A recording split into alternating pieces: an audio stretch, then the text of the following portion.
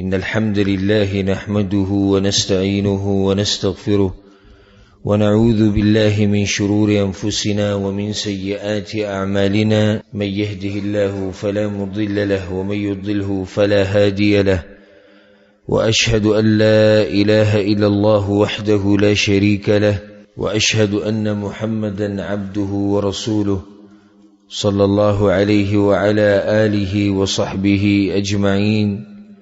أما بعد، د پیغمبر صلی الله علیه وسلم د مبارک سیرت بیان د سلسله روانه وا او باقی کی منګه هغه حادثات او هغه واقعات بیانول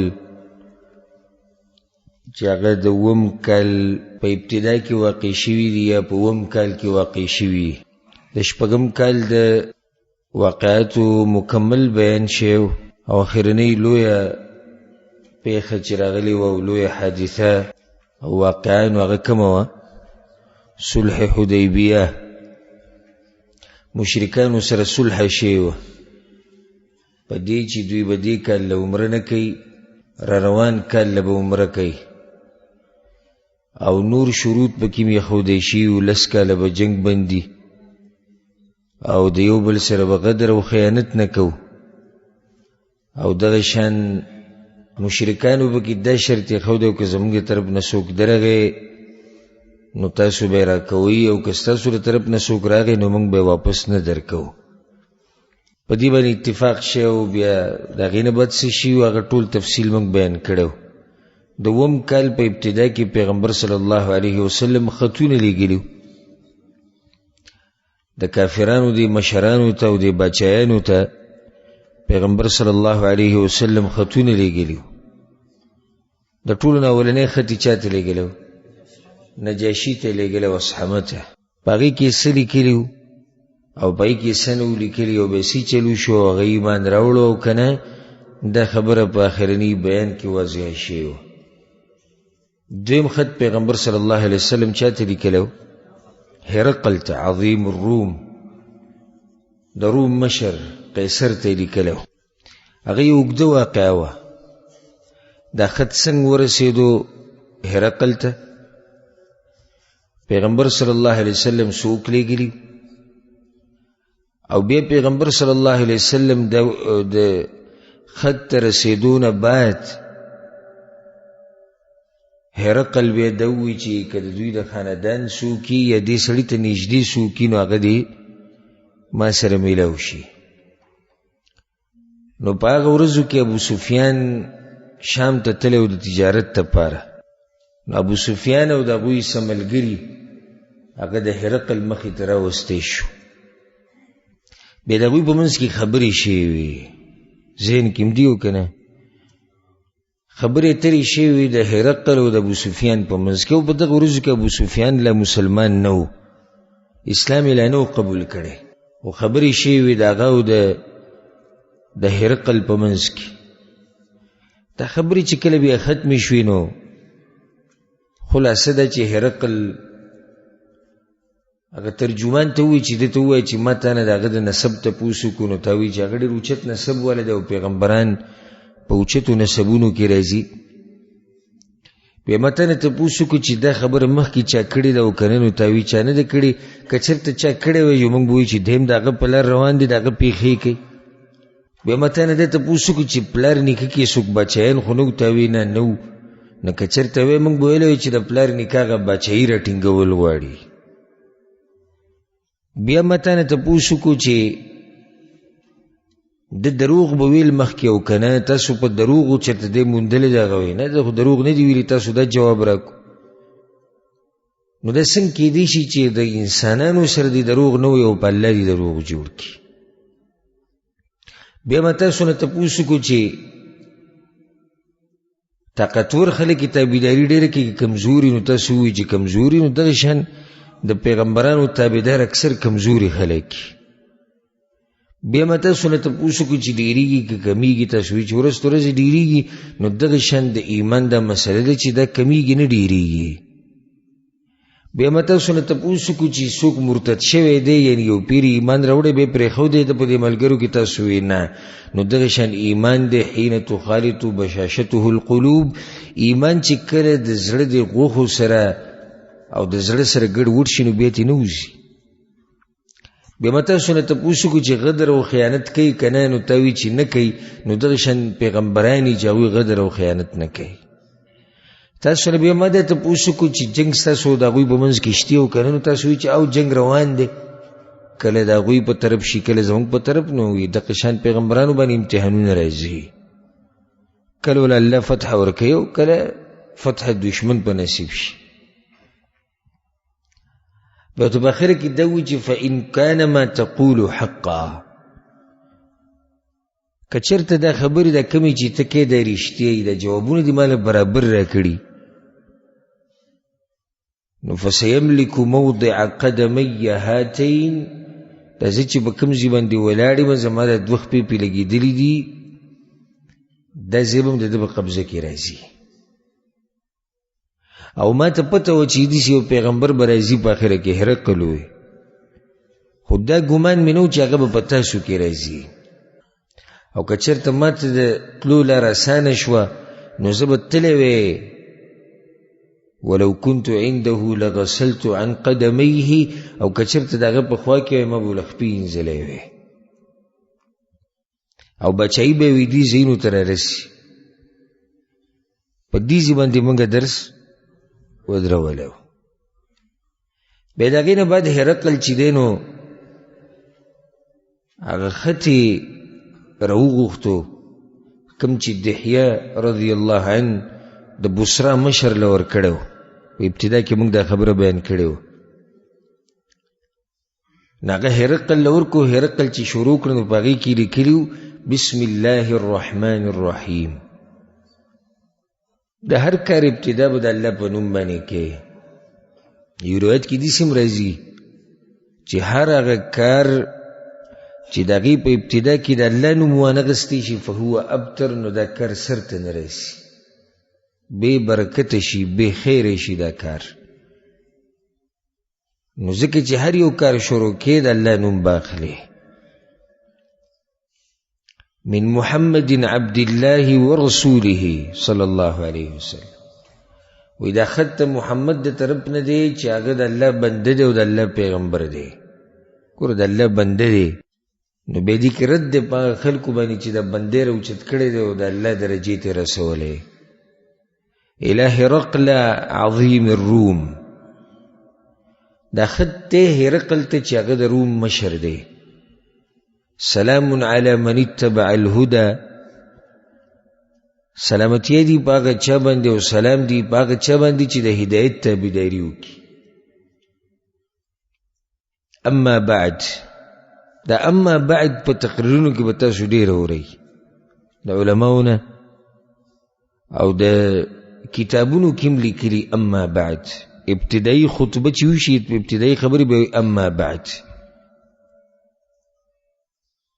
بیا د دې نه بعد وی دا خبره ده دا اما بعد په عربي ژبه کې د فصل دپاره راځي فصل یعنی فرق راولي په مابین د ابتدایي خبرو کې او په مابین د مقصودي موضوع کې یعنی اما بعد چې ویلی شو اوس د هغه مقصودي خبرې ته ورننوځي دا پیغمبر صلی الله علیه وسلم هم استعمال کړی ده او بعض مفسرین لکه دا ویلي چې داود علیه السلام لم الله ورته دا ټکی ښولی نو هغه به دا ټکی استعمالو وآتیناه فصل الخطاب بعضو مفسرینو دا رایه ده اما بعد فإني أدعوك بدعاية الإسلام زتاله د اسلام غ دعوت تر کوم د اسلام غ منشور ستا مخې ته کومه اسلم تسلم اسلام قبول که په سلامتیا کې بشي یؤتیک الله اجرک مرتين الله به تعالی دوه پیری اجر درکړي ولې یو دا چې دی په خپل دین کې په نصاراو کې دی نو دې په خپل دین کې د دې اجر به ورته میلاو شي، بیا چې په دې پیغمبر ایمان راوړو الله به له دې اجر هم ورکړي. فإن توليت فإن عليك إثم الأريسيين. او که چېرته ته مخ واړو د دې دین نه، نو د دې ذمهدارو خلکو ټوله ګناه به په تا باندې، هغوی به ذمهداري ډېره کوله د ځمکې د فصلونو سره او د زراعت سره د هغوی کار ډېرو، نو د دې ټولو خلکو ذمهواري به په چا باندې؟ په تا باندې. ګناه یې په تا شو ځکه چې ته مشر یې، او چې ته د ایمان نه مخ واړې نو کشران اکثر په مشرانو پسې روانې. بیا ورته هغه آیت ولیکو: قل یا اهل الکتاب تعالوا الى کلمة سواء بیننا وبینکم. دې آیت وضاحت شوی په تیر شوي درس کې. د دې ځینه بعضو علماو دا مسله راویستې ده، وي د بې اودسۍ په حالت کې قرآن له لاس وړلی شي. دلیل پې څه دی؟ د آیت هغه ایمان نه وروړ، دا خو پلیت خو دا داسې مضبوط دلیل نه دی، دا خو یو آیت. او احتیاطي قول دا دی چې بې اودسۍ په حالت کې، بې اودسي چې کله موږ وایو نو هغه بې اودسي چې په انسان باندې چاردام لازم شوی، په داسې حالاتو کې قرآن له لاس وړلی نه وي پکار، اگر که د قرآن تلاوت چې د هغه سره هغه جایز دی. فلما قرئ كتاب رسول الله صلى الله عليه وسلم على هرقل اهتز وتأثر. د پیغمبر صلی الله علیه وسلم دی خطونو ته کوم خیال کړی، اوس نور خطونه به هم ذکر کوو. 6 خطونه یې لګلي په دې کال کې. دا خطونه مختصر په مقصودي خبرې پکې، او دا د فصیح او بلیغ انسان کاری چې د خبرې مختصری او غرضی او مقصدی. ځکه به پیغمبر صلی الله علیه وسلم دا وی، یو حدیث کې راځي چې انی اوتیتو بجوامع الکلم، الله مله جوامع الکلم راکړي. جوامع الکلم څه ته وایي؟ وړې خبرې، مختصر خبرې چې ډېره معنی پکې دننه پرته وي. او د اوږدې خبرې هر وخت دا د فصیح او د بلیغ انسان کار نه دی، الا دا چې مقام او هغه حالات تفصیل غواړي بیا به تفصیل کوي. لکه اوس ته یو مسله بیانې د دین، او مخامخ ته د دې خلک ناست چې دا مسله هغوی نه ده اورېدلې، په دې نه دي پوهه. اوس دې ځي کې هوښیار سړی به څه کوي؟ تفصیل به کوي. عامو خبرو کې به څه کوي؟ اختصار به کوي. وخیر الکلام ما قل ودل. غوره خبرې هغه دي چې لږي او سړی پې پوه شي. نو که د یو نیم تم خیال کړی د خبرو مشیني خبره په 2 منټه کې هم ختمېږي، او که تی راکاږي نو 2 غنټو ته هم راښکودی شي. زموږ خواله بعض کسان راشي تپوسونه کوي، ښه تپوس مسله څه ده؟ هغه زه چې لاړم کلي ته ما چوټي ولګوله، کپیل چوټي نه راکوله، په ډېر مشکله ما ته چوټي ولګوله چې بیا زه لاړم هلته زما پلار سره ملاقات وشو. پلار سره چې دی زمونږ پلار چې دی پوهه ډېرې ځمکې اخیستې وې، هغه ځمکه او جیداد. هلکه ته مقصدي خبرې له راشه، ستا مسله څه ده؟ ته خو ما ته قصه اورې، ته خو تقریر کوې. هوښیار سړی هغه دی چې دی مختصر خبرې کوي او معنی پکې دننه ډېره پرته وي. بس مولیان هم داسې مقررین موضوع روالي ورک شي پکې، نو ته به د موضوع په سر پوه شي او نه به په خپو پوه شي چې دی وایي څه او څه نه وایي. دومره دی لرې د موضوع نه لاړ شي چې د انسان د ذهن نه دا وځي چې د شروع په کومه موضوع کې کړې وه. او هوښیار او تکړه مقرر او عالم هغه چې یو د هغه بیان د اخرنی سر اولنی سر د یو بل سره تړلی شوي. دویم هغه داسې واضحه خبرې وکړي چې هغه د خلکو په دماغو کې کښېني. یو نیمبلیګۍ د مشکل الفاظ به پکې بیانوي چې خلک مې صفتو کې چې دی په ژبه کې او په لغت کې څه دی تکړه دی. نو ستا په تکړهوالي موږ څه وکړو؟ ستا په بیان خو څوک پوه نه شو. نو یو نیم بیا داسې دی چې د بیان اخرنی حتی بیان وکړو 1 غنټه، اوس په اخره کې خلاصه بیان کا، ته دومره 1 غنټه خبرې د څه لپاره وکړي؟ نو دی بیا بیان ختمولی نشي، ځکه چې دی پکې مشرق ته تللی دی او پکې مغرب ته تللی دی او جنوب ته هم تللی دی او شمال ته هم تللی دی. اوس دا غریب حیران دی چې زه واپس هغه منځ له څنګه راشم. او تکړه علیم هغه دی، تکړه مقرر چې هغه یو لارې نیولې ده، په اخره کې ښه مختصر ښه ښکلې خلاصه بیان کړي. دا کسان چې د جومات نه، د مدرسې نه، د جامعې نه، چې د هر ځای نه راوځي، نو د هغوی په ذهن کې خبره ناستې چې نن خبرې دې باره کې وشو، دی خلاصه وه. پیغمبر صلی الله علیه وسلم به ډېرې اوږدې خبرې نه کولې، مختصر واضحه. چې کله به ته پته ولګېدې چې د مخامخ سړی پوه نه شو، نو خبره به بیا تکرار کړه، 3 پیرې به کله نه کله یو خبره وکړه چې ملګري به څه شي، ابي پوه شي. اوس خبرې به دومره نه مختصره چې سړی به پوه نه شي که نه. داسې له منډه سړی خبره مختصر کړي چې هغه هر څه ختم شي پکې. ما چې کله اول پیر بیان کو، زما شوق د وړوکوالي نه و د دې بیان سره او درس سره. نو په هغه کې تقریبا زما عمر به 14-15 کاله و. زموږ د کور سره یو امام و، ډېر ښه سړی و، عربی و. هغه ته مې وویل زه به ستا په دې جومات کې بیان کوم، دا خو ډېره ښکلې خبره، ډېره د خوشحالۍ خبره وکړه. پکې روژه وه، روژې کې خو د جوماتونه سم ډکې و، بیا د مازدیګر د منځه ټیم و، بیا زموږ کور د بطحې دې طرف ته، نو هلته هغه بازار د جمعې په ورځ سم ډکې، د جومات داسې لوی پروت و. بیان ما زه په اردو کې کوم. چې زه ورغلم او د خلکو باندې زما د نظر پرېوت، اول پیر بیان یکدم دومره غټې مرحلې ته. دا غلطي وه، په کار ده چې سړی د لږې نه ډېرې ته وړي. خو چې د امام به رکوع لګوله، بیا به سجدې لتو، زما د زړه د درزه به ښه تېزېده چې اوس دې د مونځ اوږد کړي خبرې. دومره لنډ شو هغه مونځ. او چې مونځ یې ختم کړو، ما که ده ځان ننګاره کړو، زه هم ځان ننګاره کړم، د جومات نه به وځم او قصه به هېر شي چې سلام وګرځو، سپیکر یې ما ته برابر کړو، وی راشه. ما چې اوس به زه ویمه څه، نو هغه ما ته په غوږ کې راته وویل، په خټه کې اوبه ښه ډېرې کړې، په غوږ کې ما ته ده وویل د فطراني مسلې به ورته هم بیان کړي. زما ذهن کې زما چې څه ذهن کې راوړي هغه راهېر شوي، ته د فطراني مسلې هم بیان کړي. نو بیا چې زه ودرېدم او ابتدایي او افتتاحي خطبه مې وویل، د هغې نه بعد بیا ما مختصر خبره ده وکړه چې څوک مونځ نه کوي نو د روژې هم فایده نشته، او دې نه اخوا بیا ما خبرې کولی هم نه شو.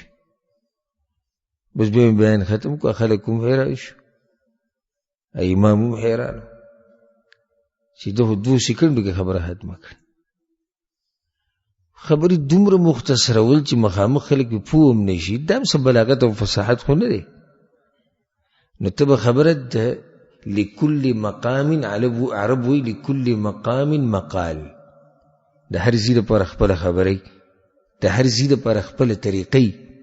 ته به مخامخ خلکو ته هم ګورې چې دا کم ذهن والا خلک ستا مخې ته ناست دي. موږ اکثر مسلې بیانوو که نه، نو داسې بیان کو لکه ته چې مکینک له ګاډه بوځي ورکشاپ ته، او هغه دله دا ټول ټوټې ټوټې کړي، یو پرزې ترې وباسي. موږ یو مسله واضحه کوو، دا داسې دا داسې. وجه دا چې موږ ته پته لري چې مخامخ کم درجې والا، کم علم والا خلک ناست دي. د هغو سره علم ډېر دی، لږ دی، محنت ډېر غواړي که لږ غواړي، د هر ځای سره به خپل یو شان خبرې به ټولې نه کړي. که ته یو مولوي صاحب درس کوو د عوامو ته، زما د هغه سره کار و، بیا زه د هغه درس له ورغلم، زه درس کوم، ما زه درغلم، نو هغه د سورې فاتحې تفسیر کو، په دې ایاک نعبد و ایاک نستعین کې لګي، ایاک نعبد و ایاک نستعین. دلته وی په اصل کې تقدیم د ما حق او تاخیر شوی دی، او تاخیر د ما حق او تقدیم شوی دی، چې د هغې فایده حصر راوځي. پوه تاسو پوه شوئ؟ او دا خلک ورته داسې اوده دي، ټول اوده دي. چې بیان یې ختم کړو، نو ما تا څه وویلې خلکو ته؟ موږ د سورې فاتحې تفسیر وکړو. نو ما کوم تفسیر چې ته وکړو، ابي پوه نشوي تاسو ووایي. نو داسې خو ورته څه ووایه دومره علمي نقاطو کې ته ورننوتی او بیا په عربۍ کې ما حق او تاخیر او تقدیم ما حق او داسې داسې که ته اوس دا خبره ترجمه کوې پښتو ته نو ما هم ډېره اسانه طریقه ده. وایي څنګه؟ ما داسې ووایه ایاک نعبدو، خالص تا بندگی کوو منګه. نو داسې کې پکار دا و چې دا مخکې شوی وی چې منګه بندگی کوو خالص تا، داسې پکار وه. نو داسې ووایه پښتو کې وایه کم ټکی چې مخکې راوړه پکار و هغه وروسته راغی، کم چې وروسته راتله پکار و هغه مخکې راغی او د دې څه فایده ده فایده بیان کړه. نو دا یو فن دی. پیغمبر صلی الله علیه وسلم د کسانو مناسب خطونه لیږلي. دا خو اسلام دعوت ته ولنی او ته ورته اوږدې اوږدې قصې ولیکي. هرقل چې دا کتاب وی اهتز و تأثر شي وخوځېد سم ورپېد، دومره اثر یې پې وکړو او ډېر متاثره شو. ابو سفیان وی رضی الله عنه په ورځ کې خو د اسلام نه قبول کړی. وی فلما قال ما قال، وی کله چې هغه دا خبرې وکړي دا کمې چې موږ ته وکړې وفرغ من قراءة الكتاب او هغه ختم ولوستو كثر عنده الصخب، چغې شوې اوازونه اوچت شو. وارتفعت الاصوات، چغې په دې شوې چې لکه چا وي دا څنګه او دا څنګه او دا خو وایي چې موږ بل دین ته راواوړه او چا سوي او چا سوي، اوازونه اوچت شو او د هغه سره خو ډېر شي خلک یې را جمع کړي. وی اخرجنا، موږ ته وویلی شو تاسو وځئ ځه. وی کله چې موږ راووتو بهر ته، وی ما دې خپلو ملګرو ته وی چې لقد امر امر ابن ابي کبشه، د ابو کبشه د زوی خبره ګوره ډېره اوچته روانه ده. ابو کبشه د زوی چاته وي؟ پیغمبر صلی الله علیه وسلم ته. ما دې وجې ذکر کړی چاته یاد ده؟ دوه درې وجې مې ذکر کړی. وی د ابو کبشه د زوی، وی د پیغمبر صلی الله علیه وسلم د پلار نوم کونیت ابو کبشه. د مکه کې یو کس و چې هغه به د ستورو عبادت کو، د نورو نه جدا و، نورو مشرکانو نه. هغه ته به ابو کبشه وي. نو ده ته هم بیا د ابو کبشه زوی وجه دا چې وي دم نوی دین راوړو. یو وجه دا. دویمه وجه دا د معروف امام ابن حجر رحمه الله ذکر کړی ده. وی ابو کبشه دا د پیغمبر صلی الله علیه وسلم رضاعي پلار دی او د خپل نوم الحارث ابن عبد العزى السعدي. السعدي سره د څوک رايد شو؟ حلیمه السعدیه. حلیمه پیغمبر صلی الله علیه وسلم له پی ورکړي وکړ. نو دا ابو کبشه د حلیمه خاوند دی. نو دوی له به نسبت هغه ته کو. دا مې هغه د زړه او بڑاس به وشتو هغه ته به نسبت کو. وی ابو کبشه د زوی خبره خو ډېره بر روانه. انه یخافه ملک بني الاصفر، د دنه خو هغه بچیان چې میریږي چې هغه د زیړو د زامنو بچیان دي. دوی ته ولې رومیانو ته ولې زیړ وایي؟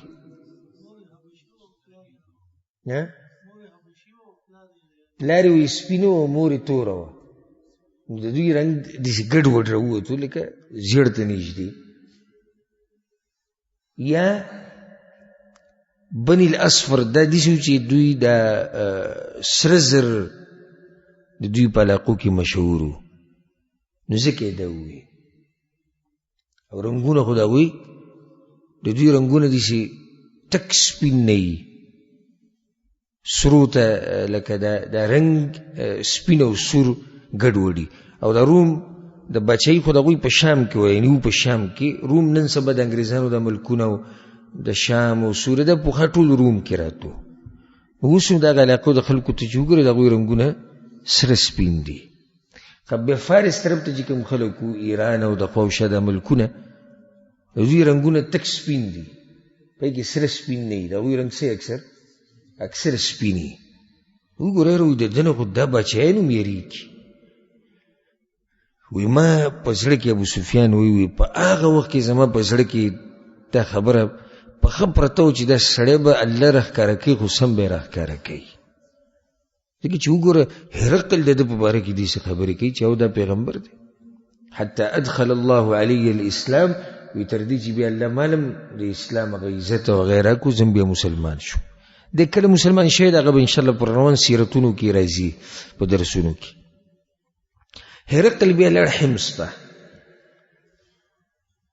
حمص د بچایي ځای و او دا په هغه ورځو کې د دمشق نه غټ ځای و. نن سبا سوریه کې د سوریه علاقې دی حمص او دمشق. الله سبحانه وتعالی دې په خلکو باندې خپل خاص رحم وکړي او څوک چې ورسره ظلم او زیاتۍ کوي رب العالمین دې تباه او برباد کړي او په هغه ځایونو کې دې الله امن او امان راولي. نو حمص دې د حمص طرف ته روان شو. نو دې له حمص ته رسېدلی نه و چې هغه ملګري ته د خط لېږلی و، که تاسو ته یاد دي د دې یو ملګری هغه ته خط لېږلی و د دې پیغمبر صلی الله علیه وسلم تپوس دې کوو چې دې سړي مباره کې څه وی. نو دې له رسېدلی نه و چې د هغه ملګري خط ورته راورسېد. هغه ورته په دې خط کې څه لیکو؟ هغه ورته دا لیکلي وي زما رای او ستا رای یوه ده. زما په ذهن کې معاشره هغه هم ډېر پوه د دغه ملګری وي زما په ذهن کې هم دا خبره باندې زه پوه وم چې یو پیغمبر به راوځي او دا سړی چې کوم دی دی ماته پیغمبر ښکاري. نو د هرقل هغه زړه ښه مطمئن شو. یو خو لکه د هغه په خپل هم تجربه وه چې دا څه دی پیغمبر دی. اوس ملګري ورته هم دا وایي چې یاره دا سړی پیغمبر دی. نو څه چلې وکړو؟ د روم چې څومره مشرانو حدیث کې راځي فأذن هرقل لعظماء الروم في دسكرة له بحمص. د دې یو دسکره وه. دسکره څه ته قصر ته وایي، بنګلې ته وایي چې د هغې ډېرې دروازې. د هرقل داسې چل وکړو چې د روم چې څومره مشرانو او څومره بزرګانو او څومره په غټو منصبونو باندې خلک وو هغه ټولې په دغه قصر کې را جمع کړو. ثم امر بابوابها فغلقت. د دروازې ټولې بندې کړي. څومره چې خزانچیانو چوکیداران ولاړ او ټول ته دروازې ښه مضبوطې بندې کړي.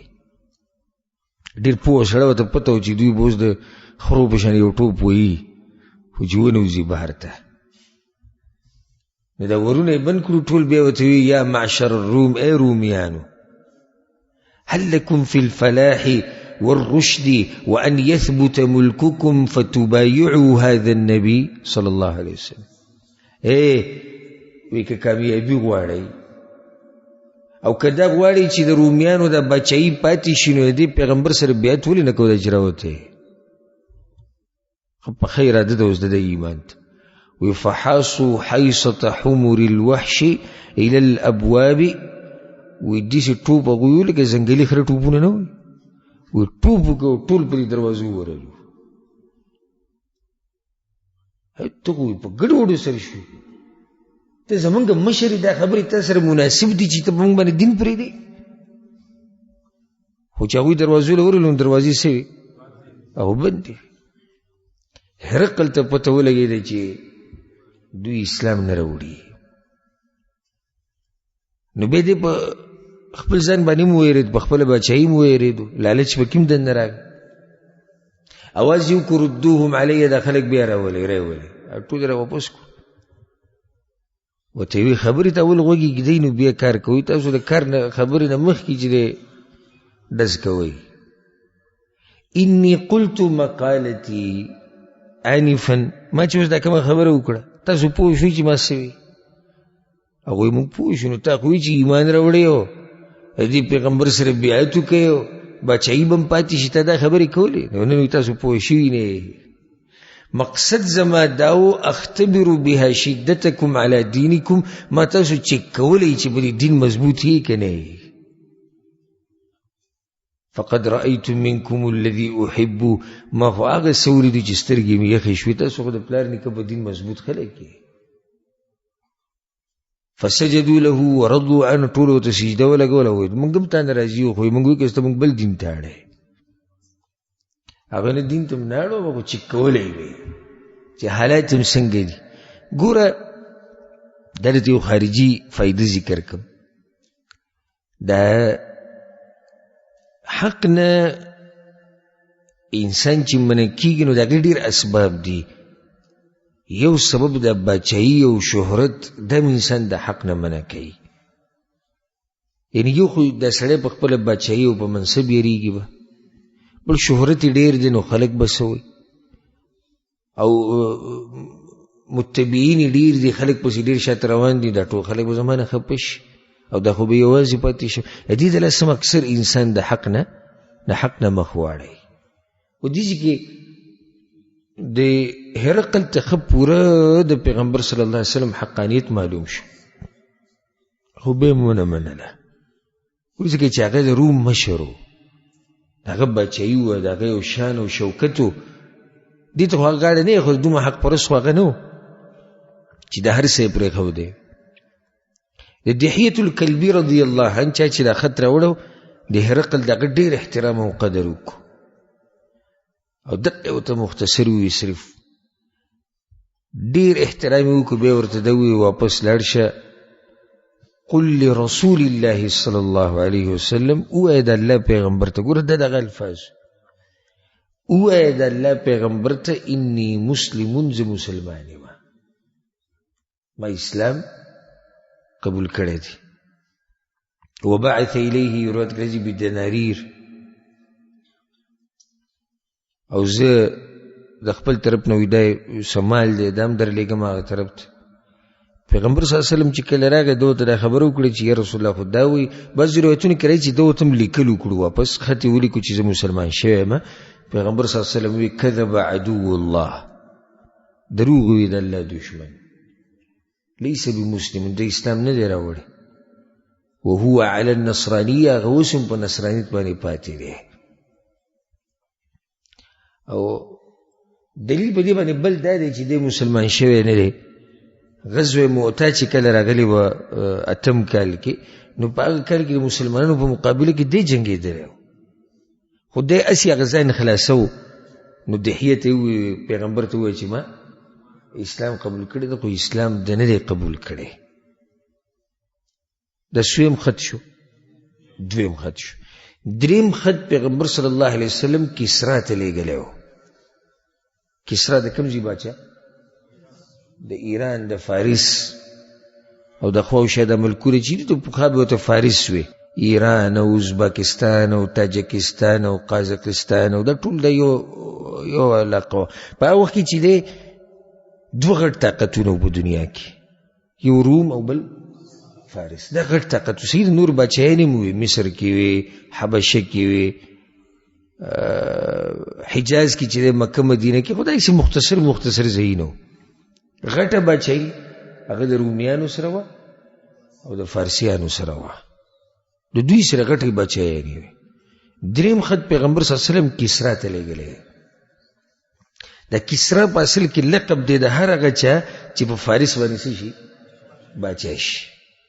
او مشر کسرا د چا د لاسې چې دا نوم یې ښودی شوی دی، نو د هغه د دې کسرا د چې خط یې ورته لیږلی و، د ده نوم و کسرا او د پلار نوم یې و پرویز ابن هرمز، بیا د نیکه نوم یې هرمز ابن نوشیروان. اوس هم زموږ د علاقو د نومونه همدقه نومونه دي، پرویز او نوشیروان او بخت روان، ټول اوس هم دغه نومونه دي. د هغه وخت نه دا نومونه د سلسله دي سره روانه. نو دا نوشیروان دا د دوی هغه مشر نیکه و، او دا هغه مشر کسرا دی، هغه مشهور کسرا. وروسته خو وړه وړه راغلي دي، خو دا هغه مشهور مې د ذکر کو. پیغمبر صلی الله علیه وسلم عبدالله ابن حذافه السهمي رضی الله عنه هغه یې لیږلی په دې کسرا پسې. خو داسې ورته ووایي پیغمبر صلی الله علیه وسلم، وایي زما دا خط به دغه له ولیکې، یو کس و منذر ابن ساوا. د منذر ابن ساوا دا د بحرین د علاقې مشر و. پیغمبر صلی الله علیه وسلم عبدالله ابن حذافه ته ووایي زما دا کتاب به د منذر له ورکړي، دی به یې ورکړي چا له؟ دی به یې ورکړي کسرا له. او ورسو په دې کتاب کې لیکلي بسم الله الرحمن الرحیم من محمد رسول الله صلی الله علیه وسلم الى کسرى عظیم فارس. دا خط کسرا ته دی چې هغه د فارس مشر دی او باچا دی. سلام علی من اتبع الهدى. سلام به په دې سنه چې السلام علیکم ولی په کافرانو باندې سلام نه چي، او که پته سلام واچو نو سبب وعلیک. دلته یو فائدې د ذکر کوم. بعض مجلسونه دي سي یا یو سړی کمپنیانو کې کار کوي چې الته هندوان پکې وي او سیکان پکې وي او یهود نصارو پکې وي او مسلمانان پکې وي. دوی زه دې ته ورننوځم سلام اچولی شم که نه؟ او اچولی شي. سلام به واچي په دې نیت چې د سلام به په چا واچو؟ په مسلمانانو باندې. او چې یو سړي ته پته وي چې بیا به پرې نه اچوي سلام. حدیث کې راځي چې تاسو به سلام شروعات نه کوئ. نو پیغمبر صلی الله علیه وسلم ګوره په دې خطونو کې ټولو کې لیکلي سلام علی من اتبع الهدى. سلام دی په هغه چا باندې چې هغه د هدایت تابعداري کوي. او بل کار دا کړی چې وآمن بالله ورسوله، او ایمان راوړی په الله باندې او په رسول صلی الله علیه وسلم باندې. وشهد ان لا اله الا الله وحده لا شريك له، د دې خبرې ګواهي ورکړي. وان محمدا عبده ورسوله، او محمد صلی الله علیه وسلم د الله بنده او رسول دی. وادعوک بدعاء الله، یتل هغه دعوت در کوم چې الله هغه دعوت او وحی را لېږلی ده. فانی رسول الله الی الناس کافه، زه دې ټولو خلکو ته الله پیغمبر را لېږلی یم. لانذر من کان حیا، چې کوم ژوندي دي چې هغه ویرومه. ویحق القول علی الکافرین، او په کافرانو باندې حجت قایم شي. فاسلم تسلم، اسلام قبول که په سلامتیا کې بشي. فإن أبيت، کته انکار وکړو، فإن إثم المجوس عليك، نو بیا چې څومره مجوسیان دي د هغوی ګناه به په چا باندې؟ هغه په تا باندې. اوس دې ځای کې یو مسله په دې تېر شوو 2 خطونو کې پیغمبر صلی الله علیه وسلم هغوی ته آیت لیکلی. قل یا اهل الکتاب تعالوا الى کلمة، دته د آیت نه یې لیکلی. د په اهل کتابو کې نه دی، هلته به یې کې دی قل یا اهل الکتاب تعالوا الى کلمه. و دې ځکه د اهل کتابو کې نه دی، دغه مجوسی دی. فارس ته خلک به بندګي د اور کوله د مجوسو. او اوس هم د دغې علاقه کې لکه چې کوم شیعګان او روافظ دي په دغه علاقو کې، نو هغوی اوس هم د مجوسو هغه عقیدې لري او د مجوسو سره ملګرتیا لري. دغه چې د عمر بن خطاب رضی الله عنه چې شهید کړی، څوک و؟ فیروز، او کنیت څه و؟ ابو لؤلؤ. څه شی و؟ المجوسي، هم مجوسی و. او دې شیعګانو روافظو د هغه د قبر نه غټه درګاه جوړه کړې ده، او هغه ته بابا فیروز وایي. او وی دا سید الشهدا دی، دا د شهیدانو مشر دی. او وی د چې په دې امت باندې څومره غټ احسان کړی دومره بل چا نه دی کړی، چې د امت وی د عمر بن خطاب رضی الله عنه خلاص کړی. خیال هم دی ګوره هغه مجوس او د نن سبا د روافظ یو شی دی. هغه مجوسی او هغه شیعه خو نه و که نه، رافظي خو نه و، هغه مجوسی او د اور عبادت یې کو. دوی روافظو د نن سبا روافظو د هغه مجوسي عزت کوي. یو کنیکشن د دوی په منځ کې اوس هم شته. نو پوخا دغه علاقې بالکل د مجوسو دیانت هلته ډېرو، د مجوسو دین په دغه علاقو باندې خورو. ځکه د پیغمبر صلی الله علیه وسلم وی چې د مجوسو ګناه به بیا په ټوله په تا باندې شي. وی کله چې دا کتاب وی فلما قرئ الكتاب على كسرى، وی کله چې دا کتاب د په مخ کې ولوستی شو، اخذه فمزقه، نو دا کتاب وشلو، اختی وشلو. او دوی چې یکتب الی هذا وهو عبدی، د ماته نن خطونه را لګي، اصل کې خدای زما غلام دی، زما مرید دی. پیغمبر صلی الله علیه وسلم ته دی ما ته خطونه رالیږي، ما له دعوتونه راکوي. بیا پیغمبر صلی الله علیه وسلم ته چې کله خبر ورسېدو چې یا رسول الله هغه خو خط وشله، نو پیغمبر صلی الله علیه وسلم وی دعا علیهم ان یمزقوا کل ممزق. پیغمبر صلی الله علیه وسلم خیری وکړي، وی الله دې د دوی د بچی داسې سیرې کړي او داسې ټوټې ټوټې کړي لکه څنګه چې دا خط ټوټې ټوټې کړی. ځکه بیا د فایدې راته بیا ذکر کوم چې بیا دوی د رومیانو هغه بچی داسې مکمل نه و ختمه شوی، د فارسیانو ده مکمل ختمه شوی وه د عمر بن خطاب رضی الله عنه په زمانه کې. په هغه وخت کې د ټوله د دوی د بچی ختمه شوی وه، د پیغمبر صلی الله علیه وسلم هغه خیری وي. الغرض بیا کسرا سی چلو کو، کسرا دته خسرو ویل کیږي، پښتانه یا پښتو ژبه کې یا فارسی ژبه کې د خسرو ویل کیږي. نو چې تاسو ته یادي کسرا او خسرو د دوه جدا جدا دي، یو کس دی. دی کسرا دا چلو کو چې د دې یو والی په یمن باندې، یمن د علاقم په وخت کې دوی سره وه او د هغه نوم و بازان. هغه بازان ته د خط ولیږو او دی ورته ووایي چې تا سره چې کوم دوه تکړه کسان دي هغه په دې پیغمبر صلی الله علیه وسلم ته اشاره وکړه، وی الی هذا الرجل الذي بالحجاز، دا په دې حجاز علاقه کې چې کوم سړی راوتلی او د دعوتونه کوي او د جنګونه کوي، په ده پسې د دوه کسان ولګوي چې معلومات یې وکړي. فلیأتیاني به،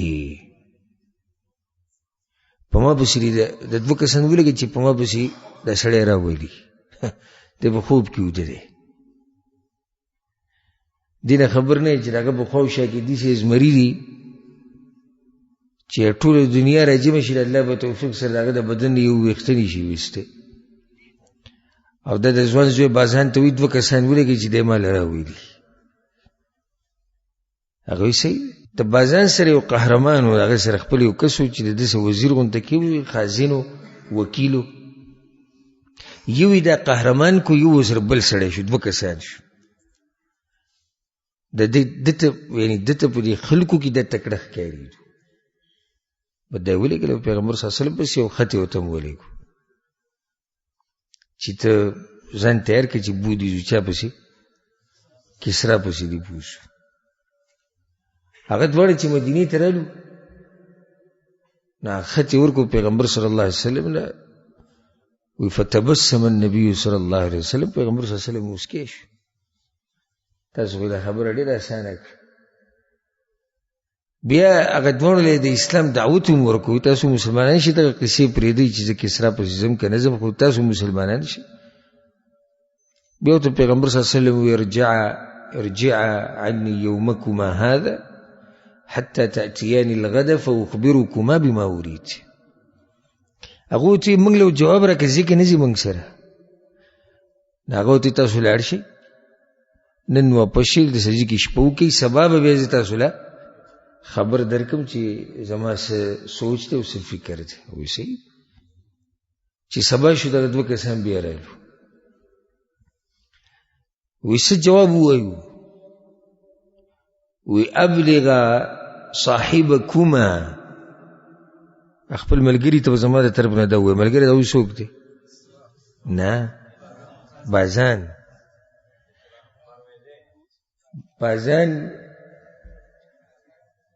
بازان ته به وایي زما د طرف په دا جواب ورکوي ان ربي قتل ربه کسرا فی هذه الليله، چې زما رب وجلی دی د بازان رب کسرا په دې شپه کې وجلی دی. په هغه وخت کې خو به دا خبر داسې خو نه رسېدو که نه، د میاشتو سفرونه. او صحیح ده، موږ ولاړ شو. او دا داسې د منګل شپه وه، د جمعه الاوله د میاشتې چې لږ شپې تېرې شوې وي. دی چې کله ورغی به بازان پسې، وی هغه نور څه وایي؟ څه وایي؟ وی هغه خو وایي چې زما رب چې دی د بازان رب کسرا یې وجلی دی، د شپې مړ شوی. لږ ساعت بس بیا چې کېدو هغه ځای نه خبر راغی د کسرا د طرف نه دوی ته خطونه رالو هغه علاقې نه چې د دې کسرا یو زوی شیروی هغه شیروی را لګېدلی د خپل پلار یې وژلی د بچۍ د اخیستو دپاره بازان ته چې خبر راورسېدو چې یاره حقه شان وه او دا خو د هغه وایي چې زما رب را لګېدلی او ستاسو هغه رب یې وژلی نو بازان کلمه وی مسلمان شو ځکه چې دا خبره خو په وخت کې نه موبایل شته نه بلوټوث شته نه ګاډي شته نه جازونه شته نه انټرنیټ شته هغه ته پته ولګېده چې وره نو بازان مسلمان شو او څومره چې په هغه ځای کې په یمن کې فارسیان اوسېدو چې هغوی هم د دوی په مذهب هغه ټولو ایمان راوړ او کسرا هلته مردار شو د چا د لاسه زوی د لاسه مردار شو دا خو د خیرو هغه ابتدا وه بیا پیغمبر صلی الله علیه وسلم زیر یې ورکړی دی چې دا روم او فارس دواړه به موږ فتح کوو اذا هلک کسرا فلا کسرا بعده چې کسرا مردار شو بل کسرا به نشته و اذا هلك قیصر فلا قیصر بعده چې قیصر تباه شو به نور نشته او به پیغمبر صلی الله علیه وسلم والذي نفسي بيده فاغ رب من قسم له چا پلاس کی چې زما ساده لتفتحن كنوزهما في سبيل الله د دې دوه ملکونو بچیانو د خزانه بد الله په لار کې لکی پیغمبر صلی الله علیه وسلم د حدیث مطلب دا نه چې اوس به ختمېږي ځکه دوی به څه وخت پورې خو پاتې شوي د فارسیانو بچایي د چا په زمانه کې ختمه شوې ده عمر بن خطاب رضی الله په زمانه کې اکثر او د عثمان رضی الله په زمانه کې بیا اخیری کس دغه وجلې شوی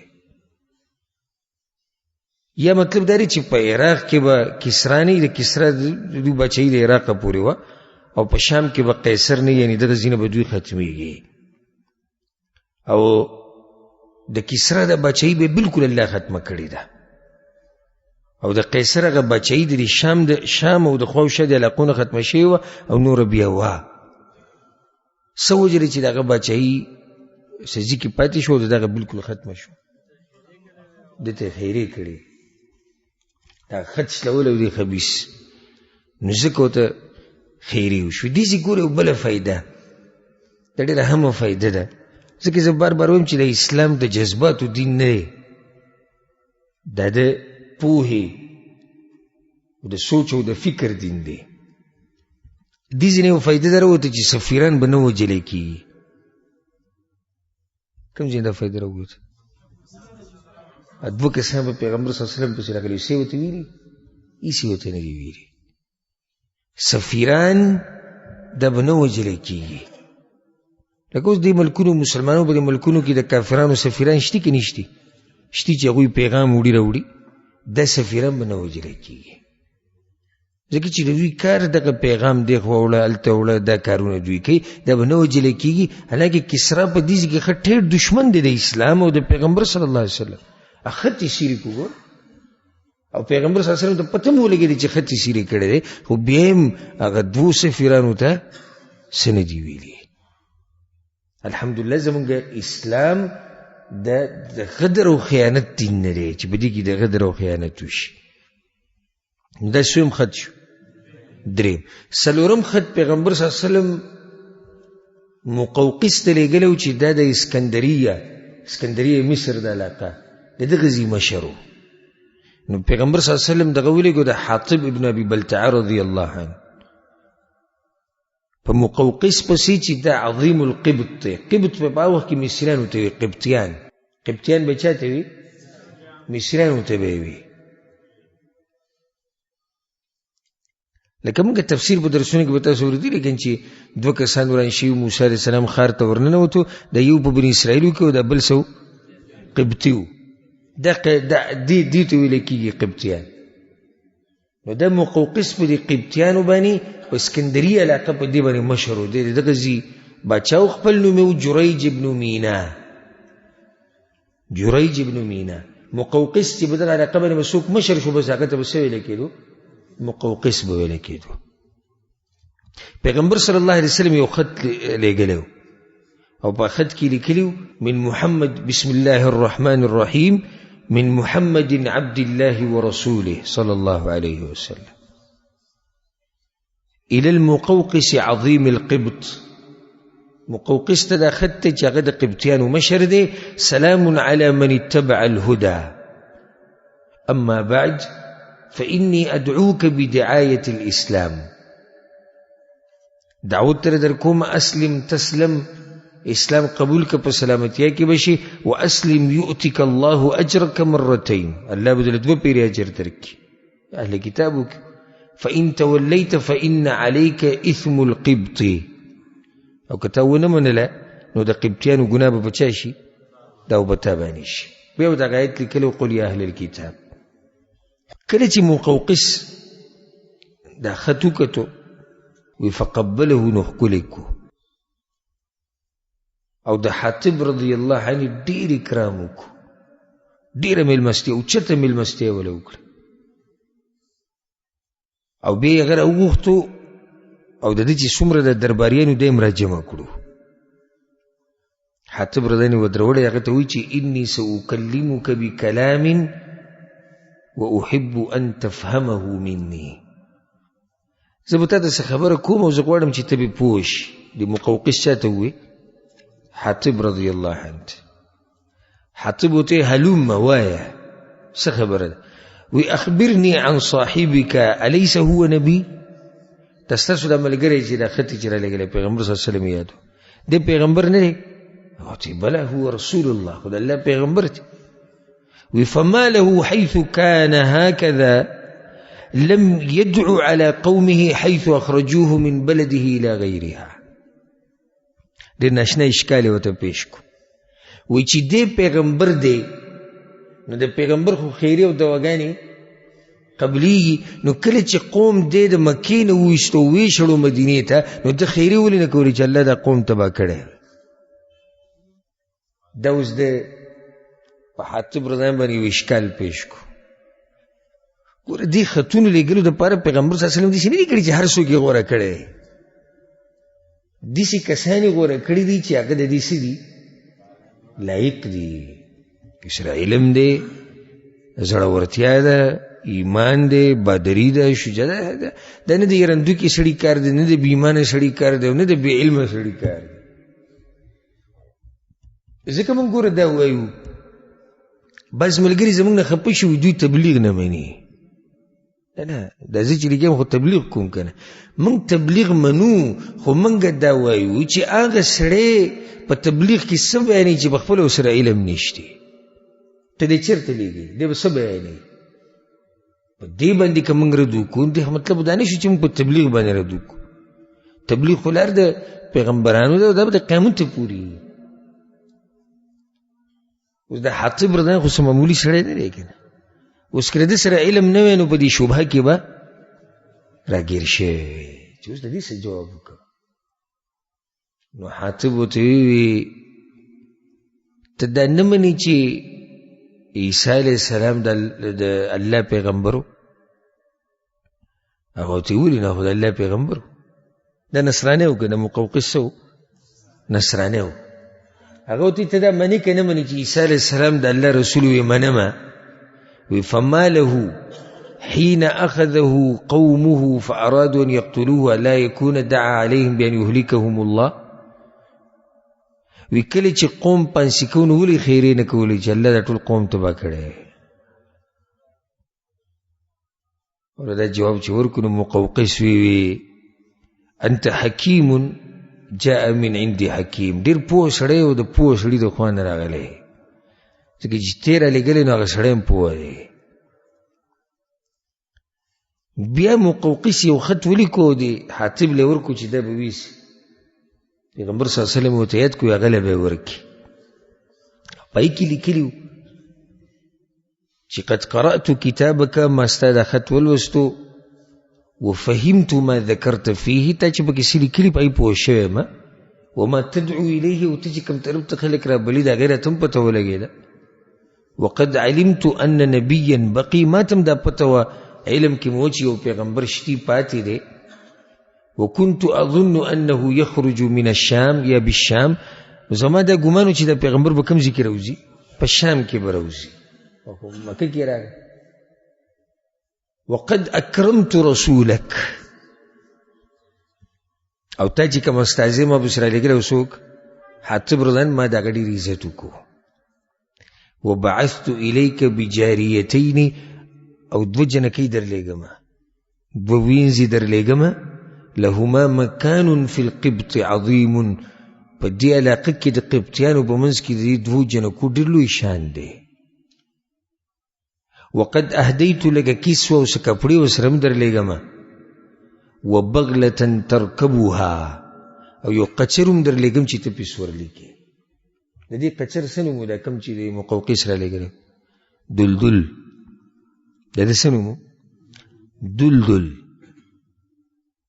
د دې نه اخوا نورې خبرې نه دي کړي اسلام قبول کړی نه دی قبول کړی صرف پکې دا و چې زه پوه شو ستا دعوت ما ته راورسېد ما د حاتب ډېر عزت و اکرام وکړو دا دوه جنکۍ دي وینځي دي او څه کپړې دي او بل سره څه شی دی یو قچر دی سپین رنګ کې و چې دا ما تا ته هدیه کړو پیغمبر صلی الله علیه وسلم پسې چې کله حاتب رضی راورسېدو پیغمبر صلی الله علیه وسلم ته یې څه کړي وي یا رسول الله دا خط یې راکړی پیغمبر صلی الله علیه وسلم چې خط وکړو مسکی شو ضن الخبیث بملکه خبیث وی د خپلې بادشاهي د لاسه اسلام قبول نه کوی ولا بقاء لملکه او دا واورې ګوره وي د ده بادشاهي پاتې کېږي هم نه وي دا به ختمېږي او پیغمبر صلی الله علیه وسلم هدیه قبوله کړه دوه جنکۍ څوک وي یوه ماریا وه ماریا قبطیه او دویمه د هغې خور و سیرین نو دا ماریا پیغمبر صلی الله علیه وسلم ځان له واغسته چې د هغې نه به یو زوی هم پیدا شوی څوک دی ابراهیم او دا دویمه جنۍ حسان بن ثابت رضی الله عنه ورکړه ویده دی شوه او هغه کوم قچرې چې رالیږلی و نو هغه پیغمبر صلی الله علیه وسلم بیا استعمالوه دا سویم کتاب شو خط شو څلورم حدیث کې فائدې ته ذکر کوم پیغمبر صلی الله علیه وسلم د زیرې ورکړی دی چې ګوره مصر به فتح کېږي مصر به فتح کېږي خدای ویلي دي په صحیح مسلم کې د حدیث د ابوذر رضی الله عنه وانکم ستفتحون مصر دا مصر به تاسو فتح کوئ خو فاذا فتحتموها کله چې فتح کړه والله در غلبه درکړه فاحسنوا الى اهلها د دې قبطیانو سره به څه کوئ ښه به ورسره کوئ معامله به ورسره نرمه کوئ فان لهم ذمه ورحیمه روایت کړی ذمه وصهرا د هغوی زموږ سره حق دی او سخرګنۍ ملته ده نو خیال به یې ساتئ او روایت کې دی چې زموږ خپلولي هلته ده نو دا خپلولي څوک وه نه ابراهیم علیه السلام بیبي هاجر یا هاجره د اسماعیل علیه السلام مور د دغه علاقې وه نو د هغې د لاسه به ورسره ښه کوئ او د سخرګنۍ کومه ماریا ده د ابراهیم مور ماریا د دغه ځینې پیغمبر صلی الله علیه وسلم په یو بل روایت کې وایي الله الله فی قبط مصر الله تاسو سره یادومه د دې قبطیانو په باره کې ګورئ تاسو به په هغوی باندې زورور کېږئ خو ښه معامله ورسره وکئ یکونون لکم عدة واعوانا فی سبیل الله همدقه خلک به د الله په لار کې بیا ستاسو ملګري خو معامله به ورسره څه وکئ نرمه به وکئ د دې نه بعد پیغمبر صلی الله علیه وسلم یو بل خط لېږلی و پنځم حارث ابن ابي شمر ته چې دی د دمشق مشر و نو پیغمبر صلی الله علیه وسلم یو صحابي ولېږو شجاع ابن وهب الاسدي رضی الله عنه او خط یې ولورکو په خط کې پیغمبر صلی الله علیه وسلم هغه له دعوت ورکو حارث ابن ابي شمر